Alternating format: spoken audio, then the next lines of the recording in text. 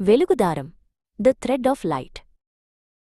ప్రశాంతమైన శాంతి గ్రామంలో ఉదయాన్నే కొండలమీద మంచు దుప్పటిలా పరుచుకున్న వేళ చిన్నారి అమర సూర్యోదయంతో పాటే నిద్రలేచింది. కిటికీలోంచి బయటకు చూస్తూ ఈ లోకమింత దృఢంగా అదే సమయంలో ఇంత ప్రేమగా ఉండటానికి కారణమేంటా అని ఆలోచించింది. ఆకులపై ఆడుకుంటున్న వెలుగును చూస్తూ ప్రతి ఇంట్లోనూ ఒక మధురమైన అలజడి మొదలవడం గమనించింది. వసుధమ్మ అప్పటికే పనిలో నిమగ్నమై ఉంది. ఆమె చేతులు మట్టితో నిండి ఉన్నాయి. ఆ కదలికలలో ఒక లయ ఉంది. వసుధమ్మ చిన్న చిన్న విత్తనాలను నేలలో జాగ్రత్తగా నాటుతుంటే అమరా గమనించింది. ఆమె కేవలం పూల మొక్కలను నాటడం లేదు, ఎంతో ఓర్పును కూడా ఆ మట్టిలో పోస్తోంది. ఆ నేలతో ఏదో రహస్యం మాట్లాడుతున్నట్లుగా ఆమె పెదవులు కదులుతున్నాయి.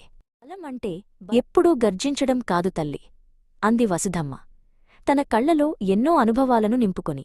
ఆమె ఒక చిన్న సున్నితమైన మొక్కను అమరా చేతికి ఇచ్చింది. చీకటిని చీల్చుకుంటూ వేరు ముందుకు సాగడంలో ఉండే నిశ్శబ్ద పట్టుదలే అసలైన బలం. ఒక ప్రాణం తనంతట తానుగా వికసించే వరకు దాన్ని ప్రేమతో పెంచడమే నిజమైన శక్తి. కాసేపటి తరువాత వారు గ్రామ కూడలికి వెళ్లారు. అక్కడ నాయకి పండుగ పనులను పర్యవేక్షిస్తోంది. ఆమె ప్రతి అడుగులోనూ ఒక హుందాతనం ఉంది.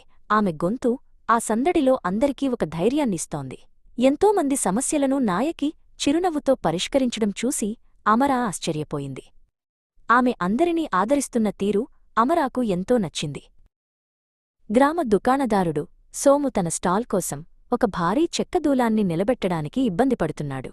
ఏమాత్రం ఆలోచించకుండా నాయకి ముందుకు వచ్చి తన భుజంతో ఆ బరువును మోసింది. ఇద్దరూ కలిసి ఆ దూలాన్ని సరైన చోట అమర్చారు. నాయకి ఎటువంటి ప్రశంసలు కోరుకోలేదు. ఆమె తన దుపట్టాను సరిచేసుకుంటూ సహాయం కావాల్సిన తదుపరి వ్యక్తివైపు వెళ్ళిపోయింది. కాని మధ్యాహ్నం గడిచేసరికి ఆకాశం ఒక్కసారిగా నల్లబడింది. భయంకరమైన తుఫాను శాంతి గ్రామాన్ని చుట్టుముట్టింది. గాలులు తోడేళ్లలా గర్జిస్తున్నాయి. అమరా ఇంట్లో పొయ్యి దగ్గర ముచ్చుకుని కూర్చుని కిటికీల చప్పుడు వింటూ భయపడింది. ఒక్క క్షణం ఈ ప్రపంచం ఎంతో బలహీనంగా అనిపించింది.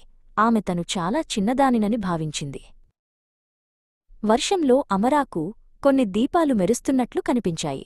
వసుధమ్మ నాయకి బయట ఉండి ఆ గాలివానలో గ్రామ జంతువులను సురక్షితమైన పాకలోకి చేరుస్తున్నారు. బురదలో హోరున కురుస్తున్న వర్షంలో వారు దీపాలను పైకి పట్టుకుని ముందుకు సాగుతున్నారు. ఆ చీకటి తుఫానులో వారు రెండు వెలుగుచుక్కల్లా కనిపిస్తున్నారు.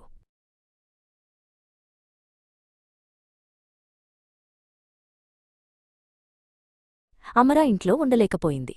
ఒక దట్టమైన దుప్పటిని కప్పుకుని వారి దగ్గరకు పరిగెత్తింది. నాయకి పాకతలుపును గాలికి కొట్టుకుపోకుండా గట్టిగా పట్టుకుని ఉండటం చూసింది. అమరా కూడా తన శక్తివంచన లేకుండా ఆ తలుపు హ్యాండిల్ను పట్టుకుంది. నాయకికి తోడుగా నిల్చింది. ఇద్దరూ కలిసి ఆ భారీ తలుపును మూసి చలి గాలి లోపలికి రాకుండా గట్టిగా గడియపెట్టారు.